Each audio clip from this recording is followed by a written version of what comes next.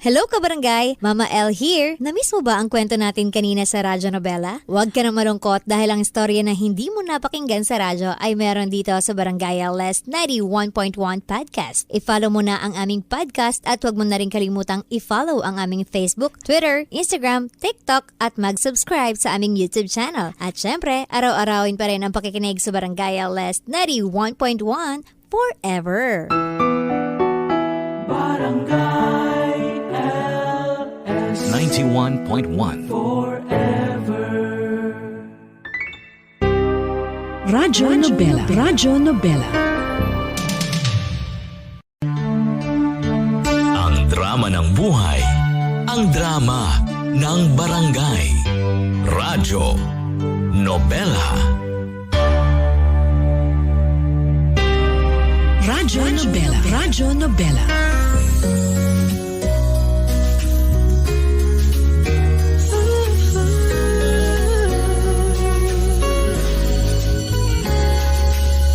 Panahon ng pagkakataon, may babalik bang kahapon?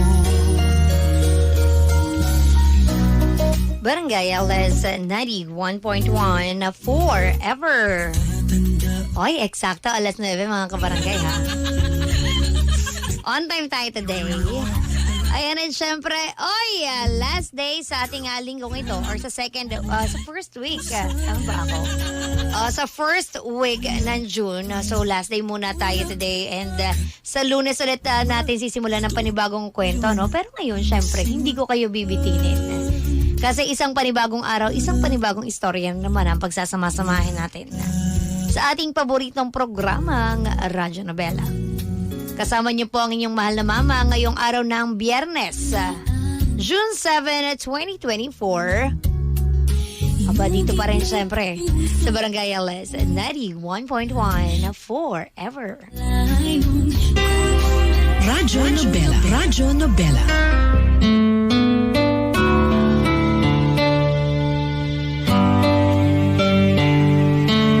Sa panahon daw ngayon, digital na rin ang karma. Mabilis daw itong bumawi sa mga taong sa iba'y nangihila pababa. Basta makuha lamang ang gusto nila. Ikaw kabarangay, naranasan mo na bang magantihan ng malupit na tadhana?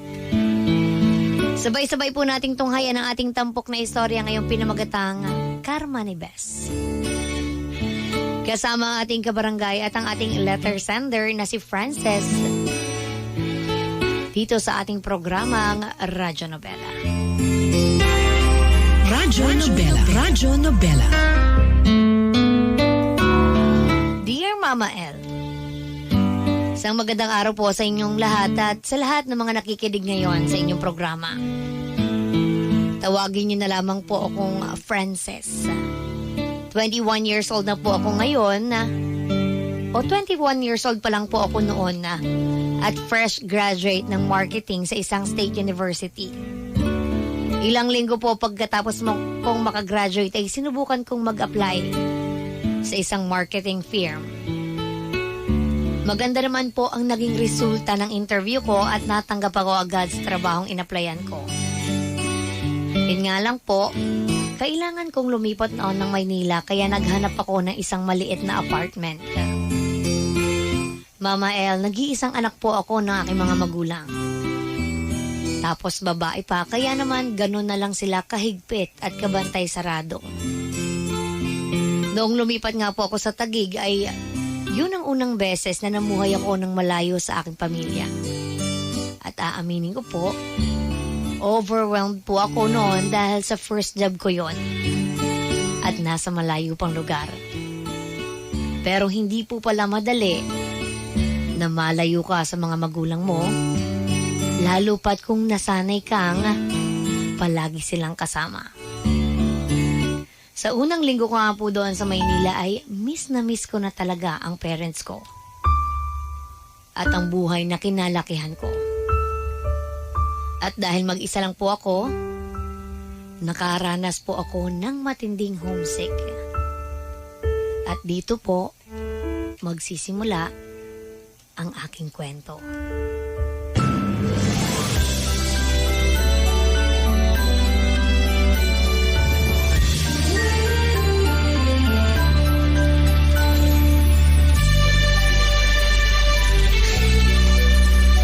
Grabe, ito na talaga. First day ko na sa trabaho. Kinakabahan ako. Hi! Hello. Bakit nandito ka sa waiting area? Pwede ka naman pumasok dun sa loob ng office. Mamaya pang 8:30 yung call time ko eh. Pero sinadya kong pumunta ng maaga. Nakakahiya naman kasing tumambay dun sa loob kaya dito na lang muna ako sa waiting area. Okay. By the way, ako nga pala si Karil. Ako naman si Frances. Nabalitaan ko nga na magkakaroon daw kami ng bagong kasama. Francis daw yung pangalan. Ikaw pala yun? So, first job mo to? Oo, kakagraduate ko lang last March. Talaga? Anong tinapos mo? Marketing management. Wow! Kung ganon, belated congrats pala sa graduation mo. Thank you. Matagal ka na bang nagtatrabaho dito? Almost 3 years na. Kumusta naman? Okay ba? Okay naman. Eh di sana hindi ako umabot ang halos 3 years dito, di ba? Sa bagay, may point ka naman dyan. Saan ka nga pala? Sa Bataan. Uwian ka doon? Ang layo nun ah.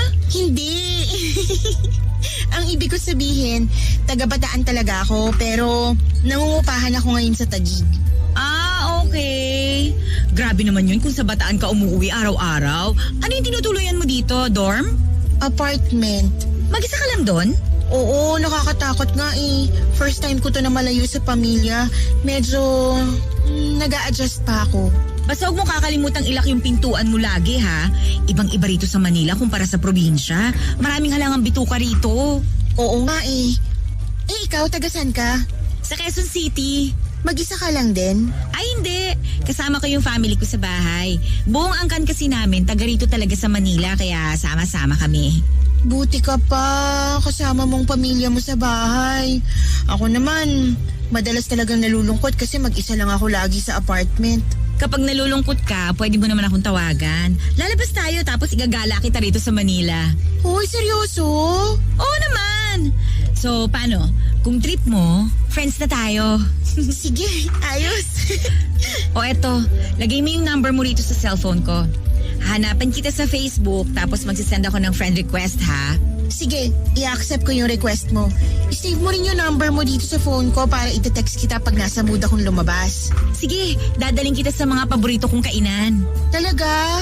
Gusto ko yan. Anong mga hilig mong kainin? Depende pero mahilig talaga ako sa Korean food. Yung mga samgyupsal, ganon. Bet mo ba yon? Ay oo, mahilig din ako doon. Yun pala mukhang magkakasundo tayong dalawa. Oy, Chester! Good morning! Good morning. Good morning din sa inyo. Oh, Karil, bakit nandito ka pa sa waiting area? Hindi pa ba start ng shift mo? 15 minutes pa. Sinasamahan ko lang si Frances. Nahihiya raw siyang pumasok sa loob Maaga pa kasi. Frances, kumusta to si Karil? Baka mamaya kung ano-ano lang sinasabi sa'yo nito ha? Wala naman siyang sinabing kung ano. Nakikipagkaibigan lang naman siya eh. Buti naman. Ako nga pala si Chester. Marketing account executive ako rito. Naka-leave yung boss natin. Kaya ako na munang bahala sa training mo ngayong araw. Tara, pasok na tayo sa office. Sige. Oy, teka, hintayin niyo ako. Sasabay na ako sa inyong pumasok.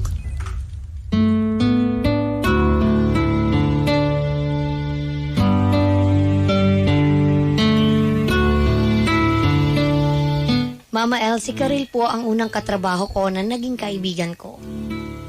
Malaki po ang naitulong niya para mabawasan kahit papaano ang pagka-homesick ko ng mga panahon na nag-iisa ako sa Maynila. Si Karil po yung tipo ng tao na kikay, madaldal at masayahin, kaya naman ang sarap niyang kakwentuhan at kasama. Magaan din po ang loob ko sa kanya at mukhang ganun din siya sa akin. Kaya naman naging magkaibigan kaming dalawa. Masaya po ako noon, Mama El, dahil sa totoo lang ay hindi ganoon karami ang kaibigan ko. Noong college pa lang kasi ako ay puro pag-aaral lang talaga ang inaatupag ko. Hindi rin ako tumatanggap ng mandiligaw. At wala rin akong mga barkada. Noong mga panahong yon ay si Karil pa lang talaga ang close friend na nagkaroon ako sa buong buhay ko. Samantalang bukod naman po kay Karil ay nakilala ko rin si Chester sa trabaho. Siya yung account executive namin na matangkad, approachable at malakas ang appeal. At unang kita ko pa nga lang noon kay Chester ay tumibok agad ang puso ko. First meet pa lang namin ay crush ko na talaga siya. Hindi na rin po ako nagulat noong nalaman ko na marami rin pala sa mga kaopisina namin ang nagkakagusto sa kanya. Dahil masasabi ko pong pogi talaga si Chester.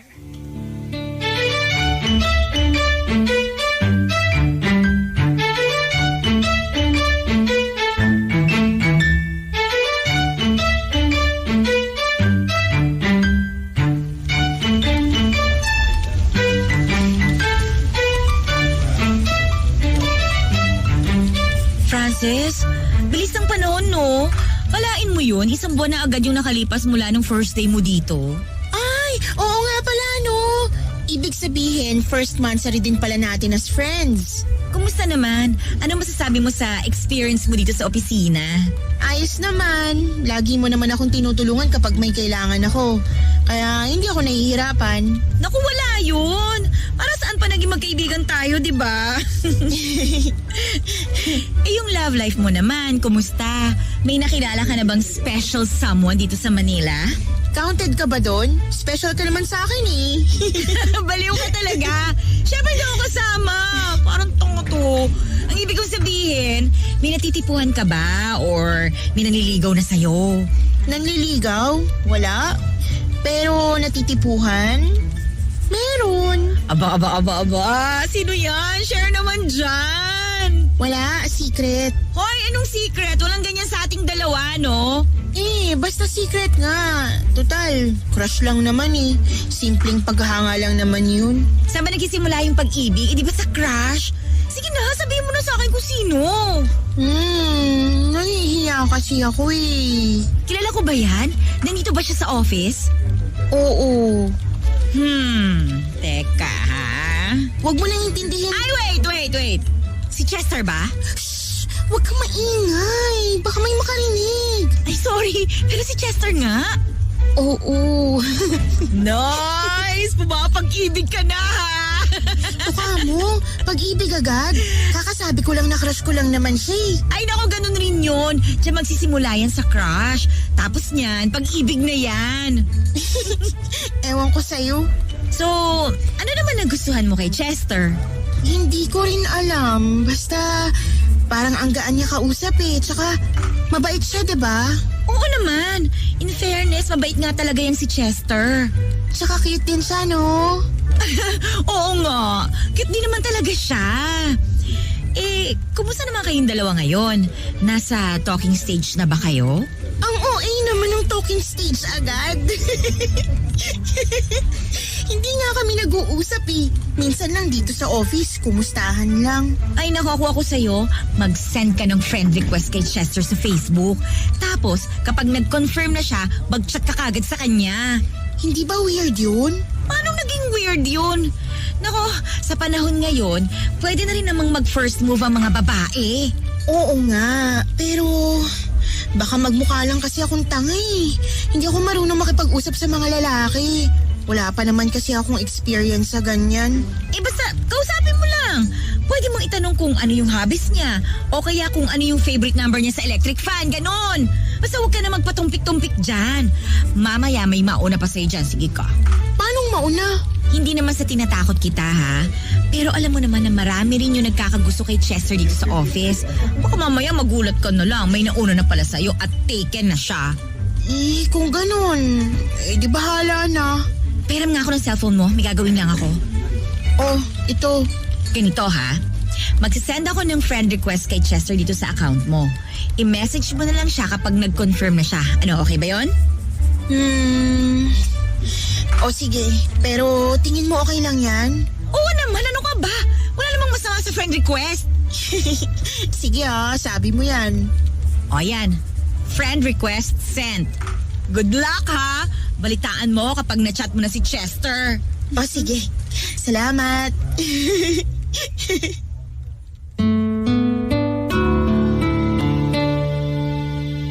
Mama El, nag-send si Karil ng friend request kay Chester gamit ang account ko. Inaccept naman po ni Chester yung request at pagkatapos noon ay nag-chat ako sa kanya. Doon po nagsimula ang friendship naming dalawa ni Chester. Nakakatuwa naman dahil nung magkausap na kami ay nawala ang kaba ko. At naging natural yung conversation namin. Nakilala ko nga po ng mas malalim pa si Chester. At natuklasan ko rin na marami pala kaming similarities. At dahil nga sa pag-uusap naming dalawa ay mas naging close po kaming dalawa. At mas lalo ko pa siyang nagustuhan. Lahat ng yon ay nangyari ng dahil kay Karil. Kaya talagang malaki ang pasasalamat ko sa kanya. Pero Mama El, kahit po mabait si Karil ay napansin kong may pagka-inggitera at chismosa siya. Hindi naman po yun big deal sa akin nung una dahil alam kong hindi rin naman ako perpektong tao at kaibigan. Pwedeng may pangit din sa ugali ko na hindi ko naman napapansin.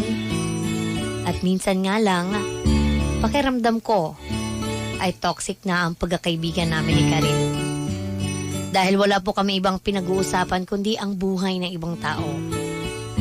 Paborito niyang pinupulutan yung mga issue o chismis tungkol sa iba naming mga katrabaho. At sa totoo lang po, ayaw ko ng ganon. Kaya kapag toxic na yung usapan namin ay iniiba ko lang yung topic. Pero sa kabila nito ay naging magkaibigan pa rin kami ni Karil. Lagi ko po noong ikinikwento kay Karil na madalas na kaming nagkakausap ni Chester sa chat.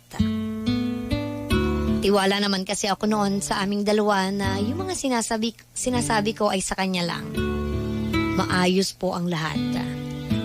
Pero nagulat ako nang isang araw ay biglang nanlamig si Chester sa chat messages naming dalawa. Hanggang sa hindi na talaga siya mag-reply.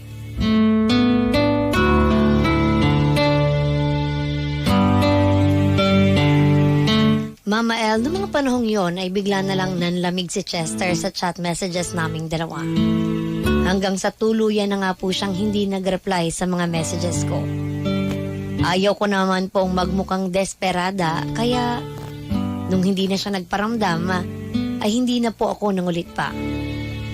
Pero ang totoo, araw-araw akong nakaabang kung may darating bang message sa phone ko mula sa kanya.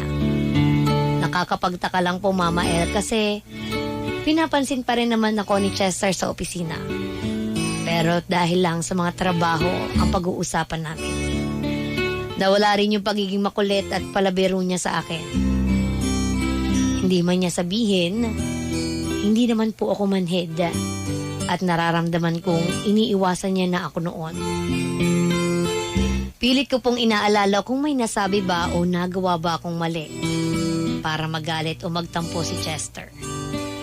Pero sa pagkakaalam ko po, ay wala naman. Gusto ko sanang tanungin si Chester ng harap-harapan kung bakit bigla na lang siyang lumayo. Pero wala akong lakas ng loob na kausapin siya noon. Iniisip ko kasi na baka paranoid lang ako. At baka lalo pang gumulo ang sitwasyon kung ako ang mauunang magsalita. Hinintay kong kausapin niya ako pero ilang linggo na ang lumipas. Ay wala pa ring nangyayari.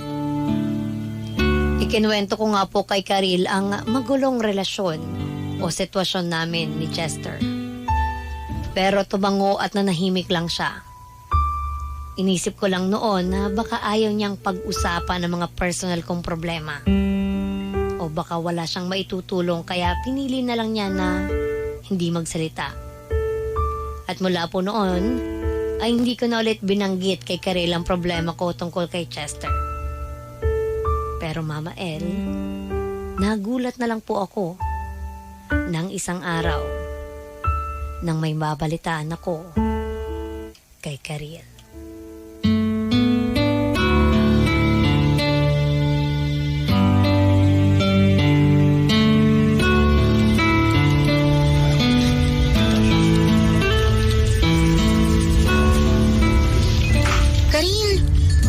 ka ba? Hindi naman, bakit? May gusto sana ako itanong sa'yo eh. Ano yon? Di ba, nakwento ko naman sa'yo yung tungkol kay Chester? Yung hindi siya nagre-reply sa chat mo. Oo, yun nga. Sa tingin mo, ano kayang dahilan? Bakit hindi siya nagre-reply? Hindi ko talaga alam eh. Iniisip ko nga rin kung bakit. Pero di ba pinapansin ka naman niya dito sa office? Oo, namamansin nga siya. Pero sa trabaho lang yung usapan namin. Ang weird naman ni Chester. Kaya nga eh. Hindi ko alam bakit siya nagkakaganon. Parang may iba tuloy akong nararamdaman. Paanong iba? Bigla kasing nagbago yung pakikitungo niya sa akin eh. Hindi ko ma-explain. Basta, iba. Hindi na siya katulad nung dati. Baka naman iniisip mo lang yan. Busy lang siguro siya kaya hindi kanya nare-replyan sa chat. Tapos dito naman sa office, marami rin siyang inaasikasong trabaho. Sana nga busy lang talaga siya. Pero hindi kasi... Oo nga pala, speaking of Chester, may good news ako sa'yo. Good news? Ano yun? Alam mo ba, 2 weeks na kami magka-chat sa Facebook. Nagulat nga ako eh. Bigla na lang siya nag-message sa akin. Kaloka! Ha? Magka-chat kayo ni Chester? Aha. Out of the blue, bigla na lang siya nag-chat sa akin. Talaga?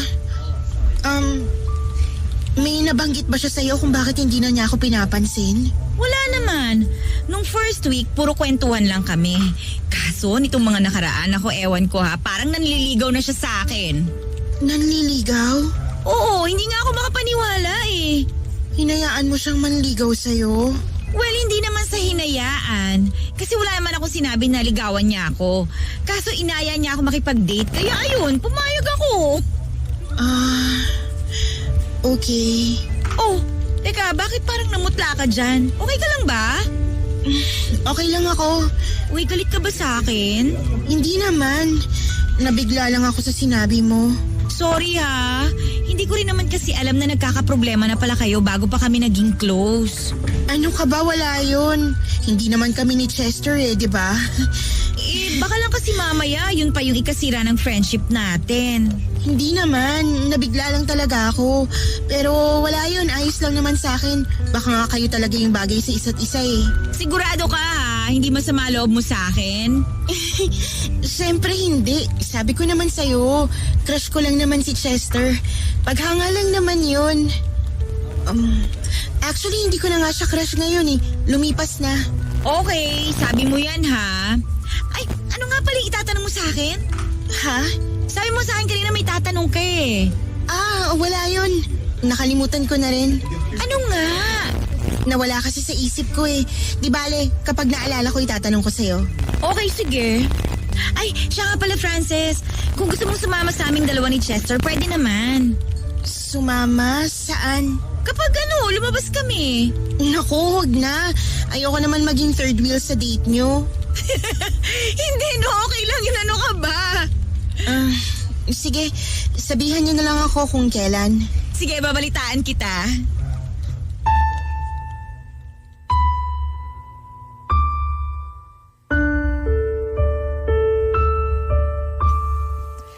Mama El, kahit sinabi ko kay Karil na ayos lang sa akin ng lahat, ay masama po talaga ang loob ko sa kanya noon. Para kasing betrayal yung ginawa niya sa akin. Dahil alam niyang may gusto ako kay Chester pero pumasok pa rin siya sa eksena. Ang masama pa noon, hinayaan pa niyang manligaw si Chester sa kanya. At noong mga panahong nagkukwento ako sa kanya ay bigla na lang nanlamig sa akin si Chester. Hindi man lang niya nagawang sabihin agad sa akin yung totoo na nagkakamabutihan na pala silang dalawa. Pinagmukha po niya akong tanga. Pero kahit imbiyerna ako noon kay Karil ay pinapansin ko pa rin naman siya. Pero hindi ko po sigurado kung matatawag ko pa siyang kaibigan. Siguro pinapansin ko na lang siya para wala nang maging issue sa aming dalawa. At minsan, kapag inaaya ako ni Karil na lumabas, ay sumasama pa rin naman po ako. Pero hindi na inaulit dahil nung isang beses na lumabas kami ay wala siyang ibang bukang bibig kundi si Chester na para bang nananadya at parang gusto niyang ipamukha sa akin na okay sila ni Chester habang kami ay hindi na. Dumistansya po ako kay Karil para maiwasang makarinig ng mga bagay tungkol kay Chester. Gusto ko po kasing makamove on din agad. Para kung magkaroon man sila ng relasyon ay madali ko na rin matatanggap pa. Nagdadahilan na lang po ako kay Karil pag inaaya niya ako lumabas. Dahil may mga nauna na akong plano kahit wala naman talaga. Makalipas po ang halos 2 linggo ay nabalitaan kong sinisiraan daw ako ni Karil sa mga katrabaho namin.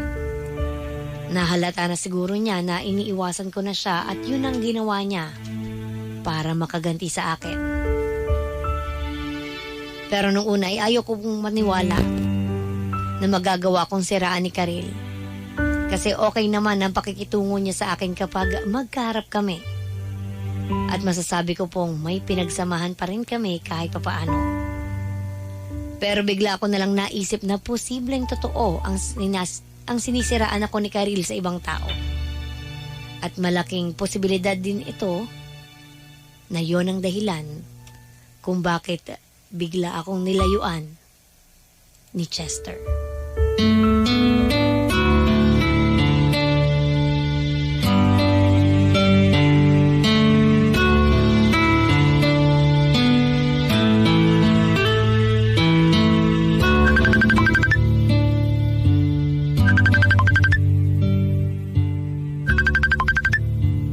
Hello, Ma. Anong oras na po Ba't napatawag po kayo? Hello anak, gusto lang sana kitang kumustahin. Medyo matagal ka na kasing hindi nagpaparamdam sa amin ng papa mo. Nakalimutan mo na ba kami? Hindi naman po. Medyo naging busy lang nitong mga nakaraang araw. Kumusta na po kayo dyan? Heto, ayos naman. Ikaw, kumakain ka ba ng maayos dyan? Ayos naman po ako dito. Lagi ako nagluluto dito sa apartment. Buti naman. Baka mamaya puro fast food ang kinakain mo dyan, ha?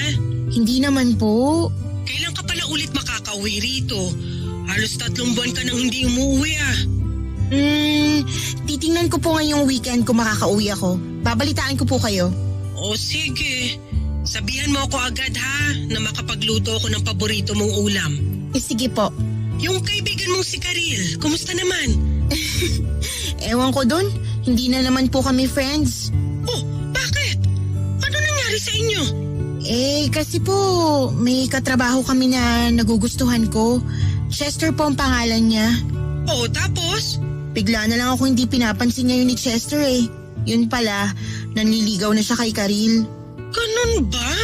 Opo Nabubuisit ako dun kay Karil. Hindi man lang niya sinabi sa akin na nagkakamabutihan na pala sila ni Chester. Masama lang ho yung loob ko. Anak, ano bang lagi kong sinasabi sa'yo? Sinabi niyo po na walang kwentang pag-awayan ng mga lalaki. Oh, alam mo naman pala Bakit ganyan kayo ni Karil ngayon? Ma, hindi naman si Chester ang dahilan kung bakit masama yung loob ko kay Karil Masama yung loob ko. Kasi nagsinungaling siya sa akin. Tinatagal niya pa bago sabihin sa akin yung totoo Nagtanong pa ako sa kanya kung bakit bigla akong iniwasan ni Chester. Yun pala, kausap na siya. Tapos, hindi man lang niya sinabi sa akin. Sinabi mo naman ba kay Karil na masama pala ang loob mo sa kanya? Hindi na po. Hindi ko nasasabihin sa kanya kasi ayoko namang isipin niya na dahil lang sa lalaki sisirain ko yung pagkakaibigan naming dalawa. Tsaka, hindi lang yun, Ma. May iba pa akong nabalitaan. Ano naman yun? Sinisiraan niya rin daw po ako sa mga katrabaho namin. Gumaganti siguro siya sa akin kasi iniiwasan ko siya. Kung sinisiraan ka nga niya, bakit masyado kang apektado? Totoo ba yung mga sinasabi niya tungkol sa'yo? Hindi naman po, pero bago lang kasi ako rito Matagal ko pang pakikisamahan yung mga katrabaho ko. Siyempre ayoko namang may masama silang iniisip tungkol sa akin. Kung maniniwala yung mga katrabaho mo sa sabi-sabi, hayaan mo sila. Problema na nila yon. Ikaw sa sarili mo yung nakakaalam kung ano yung totoo, di ba? Opo. O, yun naman pala Hindi mo na kailangan pabanguhin ang pangalan mo sa mga kasamahan mo dyan dahil lalabas din naman yung totoo kung sino ka talaga. Makikita't makikita ng mga tao yan kung mabuti ka o hindi. Alam ko naman po yun, pero bakit kailangan niyang gawin sa akin yun? May pinagsamahan naman kami. Kahit nga may sama ako ng loob sa kanya dahil nagsinungaling siya sa akin, wala akong ginagawa na makakasira sa pangalan niya. Kinimkim ko lang yung nararamdaman ko para wala ng gulo kasi gusto ko rin maging masaya para sa kanya kung ano man ang mangyari sa kanila ni Chester. Ganun talaga, anak. Wala ka na sigurong magagawa kung ganyan talaga yung ugali ni Karil. Hayaan mo na lang at iwasan mo na rin siya. Basta kapag sobra na yung paninira niya at nakaka-apekto na sa trabaho mo, isumbong mo na sa supervisor niyo. Sige po, Ma. Salamat po kasi pinakinggan niyo ako ngayon. Medyo gumaan yung pakiramdam ko kahit papaano. Bakit naman kita hindi pakikinggan? Alam mo naman na pwede mo akong pagkatiwalaan, anak. Basta hindi mo ikapapahamak, susuportahan kita dyan. Salamat po, Ma. Sige na po pala. Baka gusto niyo na magpahinga. Anong oras na rin po eh. Rosa, ikaw rin matulog ka na, ha? Huwag mo nang isipin yung Karil na yan. Baka wala lang magawa sa buhay yan, kaya ganyan. Sige po. Bye, Ma. I love you. Bye, Nak. I love you too.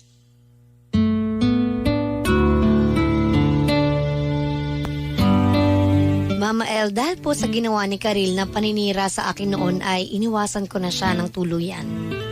Hindi ko na talaga kayang makipagplastikan sa kanya, kaya ako na po ang kusang lumayo.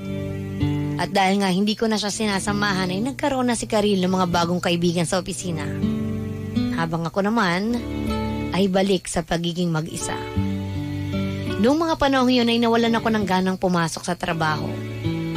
Tuwing nasa opisina po ako ay pakiramdam ko ay may mga halong panghuhusga ang tingin sa akin ng mga katrabaho ko. Hindi ko naman sila masisisi kung naniniwala sila sa mga sinasabi ni Karil na paninira tungkol sa akin.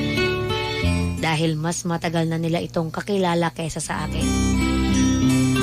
Nakakalungkot lang po talaga na iba kaagad ang tingin at pakikitungo nilang lahat sa akin. Kahit hindi pa naman nila ako nakikilala ng husto. At dahil nga po napangunahan agad yon ng malisyosang kwento.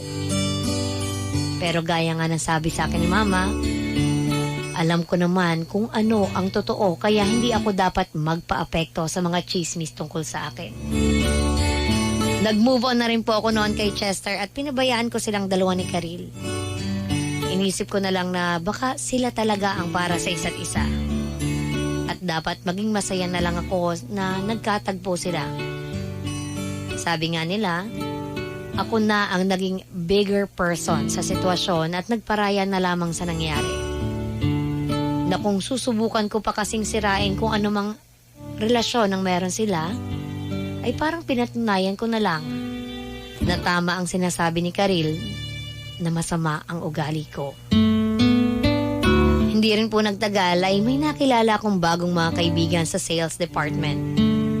Sinuwerte naman ako sa kanila dahil napakabait nila sa akin. At dahil nga po sa mga bagong kong kaibigan, tuluyan ko nang nakalimutan sina Chester at Karil.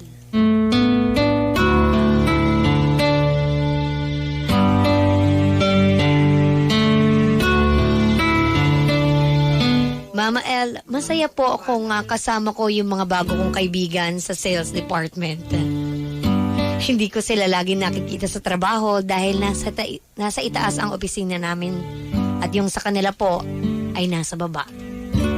Pero naging motivated naman akong pumasok dahil alam kong magkikita-kita kami pagpatak ng 5:00. At sa pagkakataong yon, okay na po ako. At masaya na sa kabila ng mga nangyari. Pero parang pinaglalaroan talaga ako ng tadhana. Dahil bigla namang nagparamdam ulit si Chester. Nag-send siya sa akin ng message at nangangamusta. May sasabihin daw po siya sa akin noon kaya nag-reply naman ako. Humingi ng tawad sa akin si Chester at inamin niya na kaya niya ako iniiwasan ay sinabi pala ni Karil sa kanya na may boyfriend na daw ako. Umusok po ang tenga ko sa galit dahil sa umpisa pa lamang ay talagang sinabotahin na pala ako ni Karil.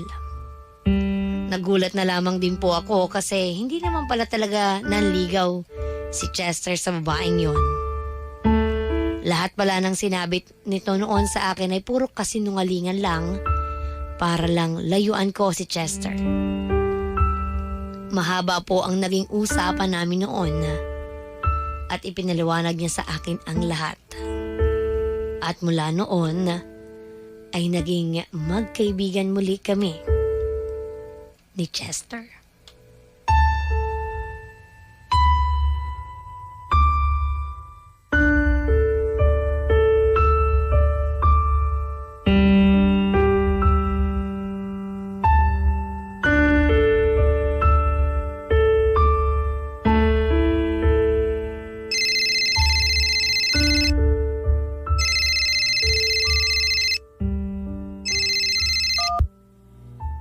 Hello? Hello, Frances. Si Karil to. Kumusta ka na? Alam kong ikaw to. Nakasave pa ang number mo sa phone ko. Oh, buti naman. Kala ko binura mo na eh. Bakit ka napatawag? Grabe naman. Wala bang kumusta dyan? Tagal kaya natin hindi nag-usap. Hindi naman kasi ako interesadong malaman kung kumusta ka na. Sa nakikita ko sa office mukhang okay ka naman. Ano bang kailangan mo? Ay, ang harsh naman, ha? Anyway. May tatanong lang sana ako tungkol kay Chester. Ano yun? Nag-uusap na ba kayo ulit? Nag-uusap naman kami sa opisina kapag may trabaho kaming kailangan gawin. Hindi. Ang ibig kong sabihin nagkakachat na ba kayo ulit? Oo. Bakit? Ano kasi, hindi na niya ako nire-replyan sa mga message ko. Nakakapagtaka lang. Okay. Tapos ka na ba? May gagawin pa kasi ako eh. Teka muna, may tatanong pa ako. Ano ba pinag-uusapan niyo? Wala ka na ron. Kung ano man yung pinag-uusapan namin, sa aming dalawa na lang ni Chester yun. Bakit ang damot mo naman? Kung hindi naman kita tinulungan noon, hindi naman kayo magiging close si Chester, di ba? Anong madamot ang pinagsasasabi mo dyan? Hindi ko naman kailangan sabihin sa'yo kung anong pinag-usapan namin eh. Kung gusto ka namin isali, edi sana gumawa kami ng group chat, diba? Gusto ko lang naman humingi ng tulong sa'yo. Baka pwede mo siyang sabihan na mag-reply naman sa akin. Bakit kasi bigla na lang siyang hindi nagparamdam? Napunta rin ako sa ganyang sitwasyon noon, pero tinulungan mo ba ako? Hindi naman, diba? Ikaw pa nga sumira sa akin eh. Ha? Ano bang sinasabi mo dyan? Sinabi mo kay Chester na may boyfriend ako kahit wala naman talaga. Para saan yun? Para sirain kami, diba? Alam mo kasi naiiwasan niya ako kapag sinabi mo yun. Oy, hindi ko alam yung sinasabi mo, ha? Tama na, Karil. Kung ayaw mo aminin yung ginawa mo sa akin, sige kahit wag na. Pero please, lubayan mo na lang ako. Ayoko na madamay sa mga drama mo sa buhay. Akala mo ba, hindi ko alam na kung ano-anong paninira yung pinapakalat mo tungkol sa akin? Please, tigilan mo na yun. Wala akong ginagawang masama sa'yo, no? Baka ikaw yung nagpapakalat ng kung ano-ano tungkol sa akin kaya iniiwasan ako ngayon ni Chester. Ano to? Takot ka sa sarili mong multo? Ganyan yung ginawa mo sa akin kaya iniisip mong ginagawa ko rin sa'yo. Baliw ka ba? Hoy, ikaw yung baliw! Ingit na ingit ka siguro na nililigawan ako ni Chester kaya sinisira mo kami ngayon. Karil, huwag kang ambisyosa. Si Chester mismo yung nagsabi sa akin na hindi ka niya nililigawan, feeling mo lang yun. Kawawa ka naman. So pinag-uusapan niyo nga ako. Sa bibig mo na lang galing yan, ha? Oo, totoo. Pinag-uusapan ka namin. Gusto mong malaman kung anong sinasabi ni Chester tungkol sa'yo? Pues sasabihin ko. Ano? Sige, sabihin mo lahat! Sabi niya sa akin, baliw ka raw. Baliw na nga, sinungaling pa.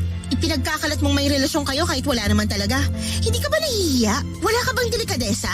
Hindi sinabi ni Chester yan. Ikaw lang yung nagsasabi niyan dahil inggitera ka. Talaga ba? Ako ba yung inggitera sa ating dalawa? Oo, ikaw! Nalaman mo lang na may gusto ko kay Chester, may gusto ka na rin sa kanya? Sakit mo yan, Karil. Parang ang saya mo kapag may naaagaw ka sa ibang tao. Kasi, inggitera ka na nga, insecure ka pa. Sana maipagamot mo yan. Para sabihin ko sa'yo, mas nauna ko nakilala si Chester at matagal na akong may gusto sa kanya. Inagaw mo lang siya sa akin, no? Anong inagaw? Ikaw nga yung pumilit sa akin na mag-send ng friend request kay Chester. Pinaglapit mo lang ba kami para paghiwalayin? Anong klaseng trip yan? Ano? Wala na ba? Wala ka na masabi, di ba? Karma mo yung nangyayari sa'yo ngayon. Hoy, girl! Huwag ka masyadong kampante dyan, ha? Baka mamaya kapag sawa na sa'yo si Chester, hindi ka na rin niya papansinin. Bakit? Ano na naman bang kasinungalingan yung sasabihin mo sa kanya? Ikaw lang naman yung sulsulera. Demonyo ka. Mas demonyo ka! Kaya ayaw sa'yo ng mga tao sa opisina eh. Kasi, ang yabang mo na nga, ang sama pa ng ugali mo! akin ang mga tao sa opisina kasi lahat sila nagpauto sa'yo. Magsama-sama kayo ng mga kampon mo. Wala akong pake. Mas wala akong paki sa'yo! Ang kapal ng mukha ni Karil. Tatawag-tawag tapos siya pa yung may ganang babaan ako ng telepono. Napakawalang iya niya.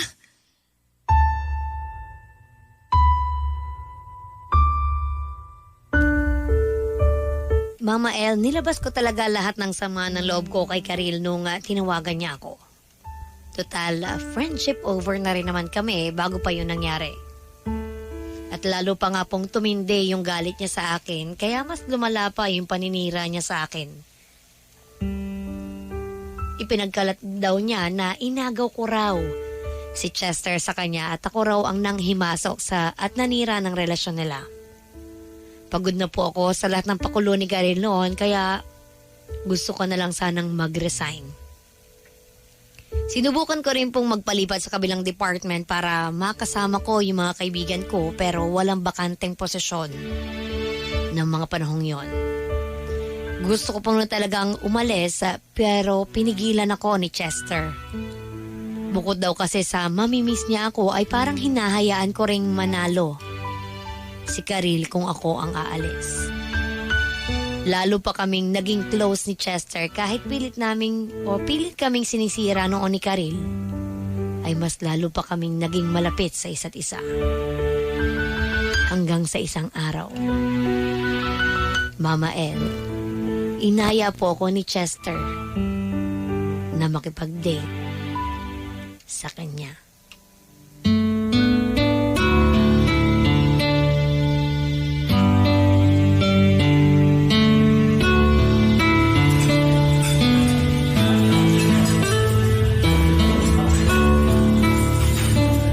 Salamat naman at natuloy na yung plano nating kumain sa labas. Oo nga eh. Lagi tayo may plano na lumabas pero hindi naman natutuloy. Sorry naman. Lagi kasing busy eh. Eto na nga bumabawi na. Okay lang. Alam ko naman yun. Favorite restaurant mo ba to? Oo, kaya nga dito kita dinala eh. Masarap yung pagkain dito, promise. O sige. Kung may gusto kang orderin, sabihin mo lang sa akin ha. Sagot ko na lahat. Seryoso? Ang mahal kaya ng pagkain dito. Huwag mo na ako ilibre, nakakahiya naman. Hindi, okay lang talaga. Orderin mo lang lahat ng gusto mo. Ako nang bahala. Wow, talaga? Oo naman. Para makabawi ako sa'yo. Sabi mo nga, pag may plano tayong lumabas hindi naman natutuloy. Uy, joke lang naman yun. Masyado mong sineryoso. Alam ko namang biro lang yon. Pero, may isa pa akong naging kasalanan sa'yo, di ba? Anong kasalanan? Yung bigla na lang akong nawala ng parang bula. Ganon. Ginost mo ako noon kaya bilang kapalit, ililibre mo ako ngayon ng pagkain? Ayos pala eh. Frances, sorry Hindi ko dapat ginawa yun sa'yo. Okay lang. Tapos na yun. Hindi naman ako nagtanim ng sama ng loob sa'yo eh. Salamat. Basta, wag mo nang uulitin yung bigla ka nalang mawawala Kapag inulit mo yon, kahit sa mas mamahaling restaurant mo pa ako dalhin, hindi talaga kita patatawarin. Oo, hindi na talaga mauulit yun. Nga pala, bakit bigla ka nalang hindi nagparamdam kay Karil? Kung ayaw mo sagutin, okay lang naman. Yung nangyari kasi, parang nawala na sa katinoan si Karil. Kaya hindi ko na siya kinakausap. Bakit? Anong ginawa niya? Magdamag siyang nagchat-chat sa akin. Nakakaistorbo na siya. Totoo? Oo, wala talagang tigil. Sa isip-isip ko nga, wala ba siyang ibang inaatupag sa buhay?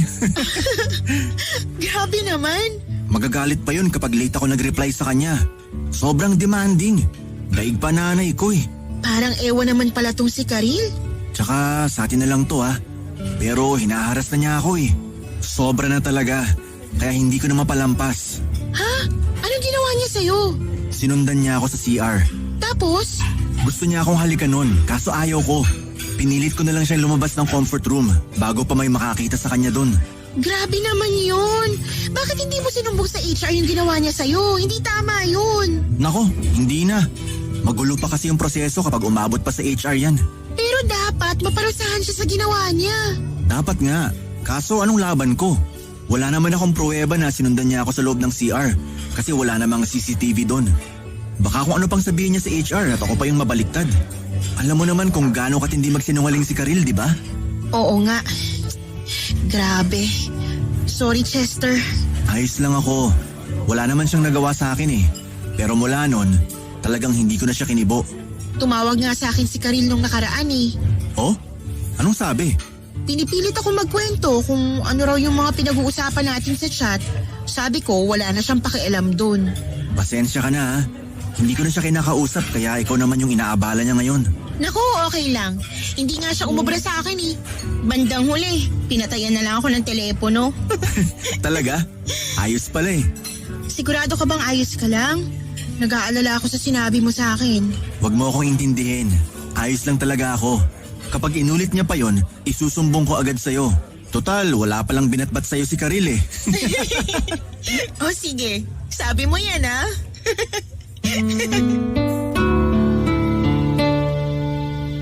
Mama El, pagkalipas po ng isang buwan na nanligaw sa akin si Chester at naging kami na. Nung umpisa ay hindi naging madali ang relasyon namin dahil hanggang sa puntong yon ay ayaw pa rin kaming tigilan ni Karil. Ipinagkalat niya noon na third party daw ako sa relasyon nila ni Chester. Kahit na ang totoo, ay hindi naman sila nagkaroon ng relasyon. Hanggang dulo talaga ay hindi nagawa mag-sorry at magpakumbaba ni Karil. Pero sa kabila nun ay hindi ko na po hinayaang makaapekto pa sa amin ni Chester ang lahat ng paninira niya. Alam ko naman kasi na lahat ng ginagawa ni Karil sa amin ay projection of guilt.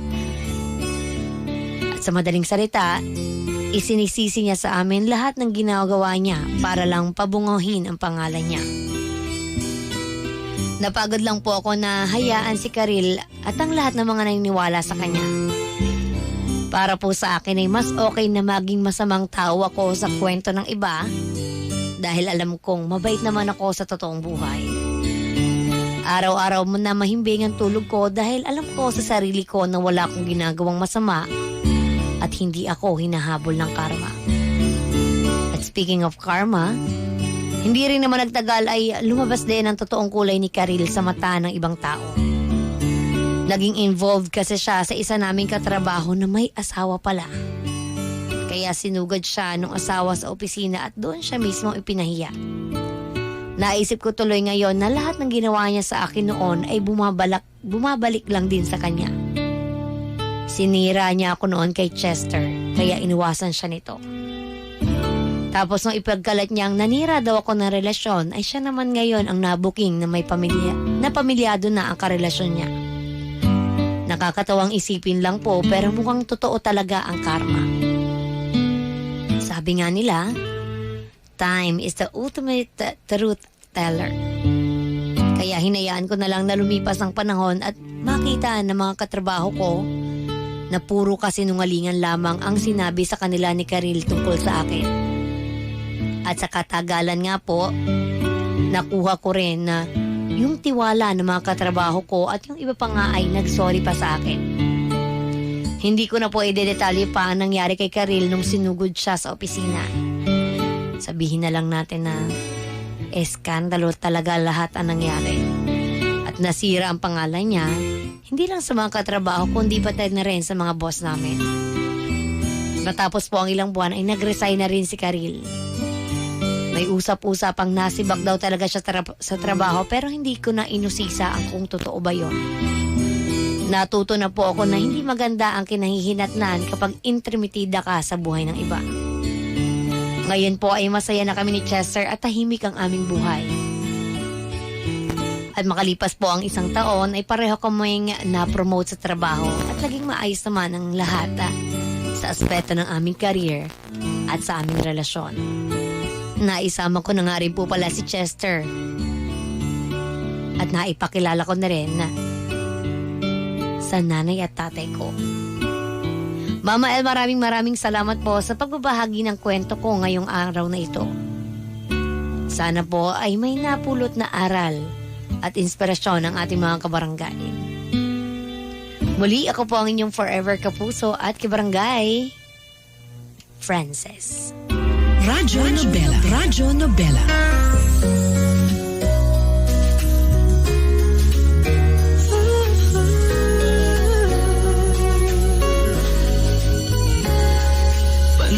panahon ng pagkakataon, may babalik bang kahapon? Barangay LS 91.1 forever. Mga kabarangay, walang mabuting maidudulot para sa atin ang manghila ng ibang tao pababa. Ayon nga sa sikat na salawikain at isang awitin mula kay Alicia Keys, what goes around comes around. Kaya asahan natin na lahat ng ginagawa natin sa iba ay babalik din sa atin. Huwag tayong manira o magpakalat ng kasinungalingan dahil refleksyon lamang yan ng kung anong klase ng ugali ang meron tayo. Lagi dapat tayong maging mabuti sa ating kapwa para mabuti rin sila sa atin. O mabuti rin ang balik ng karma. Ako naniniwala ako mga kabarangay na may dalawang klase ng karma. Good karma and bad karma. Totoo yun. Ano baka naman kayo, hindi pa iniwala sa akin ba yun? Pinilit Pinilit maniwala. Pag nagtanim ka ng kabutihan, babalik din sa iyo yung kabutihan. At pag nagtanim ka ng kasamaan or gumawa ka ng kasamaan sa ibang tao, lalong-lalo na sa ibang tao, babalik din sa iyo yung kasamaan mo sa ibang tao.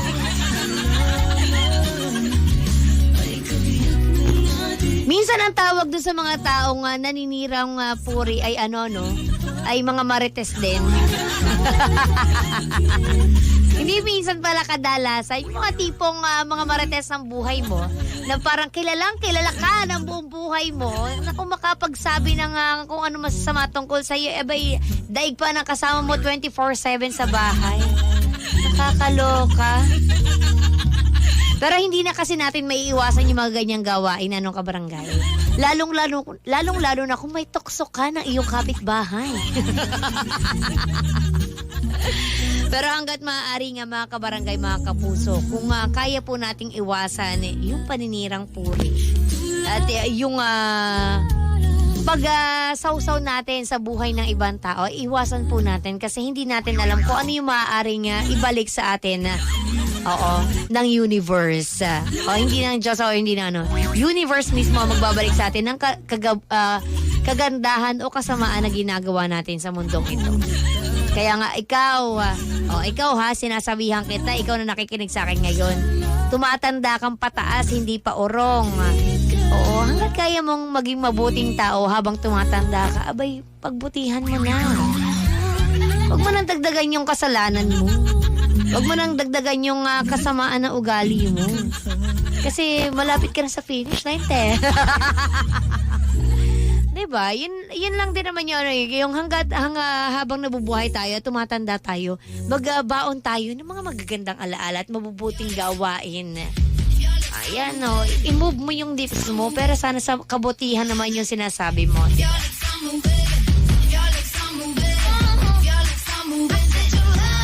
Pero minsan naman talaga hindi natin maiwasan, lalong-lalo na kung yung katrabaho natin, yung kaibigan natin, o kung sino pa man nito, ay talaga namang nakakasurat, nakakagigil, diba? Hindi natin masisisi, pero yun nga, kabarangay.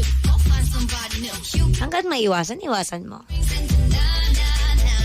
Well, maraming salamat, Frances, sa pagbabahagi mo ng iyong tampok na istorya, o istorya ng buhay mo, at isama na rin natin yung love life mo. Pero medyo tayo sa pangalan. Diyos ko, Lord, yung pangalan. Very familiar kay Mama. Yung pangalan na ginamit. May naaalala. Oo, kaya yung mga karil dyan. Ay! Karil dyan, ayusin niyo yung buhay niyo, ha? Wala akong problema kay Karil. At hindi ko ba siya kaibigan. Anyway, sa oras na rin, 10:34, mga kabarangay, mga kapuso. Magbabalik maya-maya lang ng konti si Mama El. Yes, yo, para sa ating programang Sikat sa Barangay. Iwanan ko muna kayo ng isang awitin mula sa Bini. Salamin. Paborito ito ng mga kabataan ngayon, Dito pa rin sa ating paboritong programang Radyo Nobela. At susunod na, Sikat sa Barangay ng Barangay LS 91.1. Radyo Nobela. Radyo Nobela.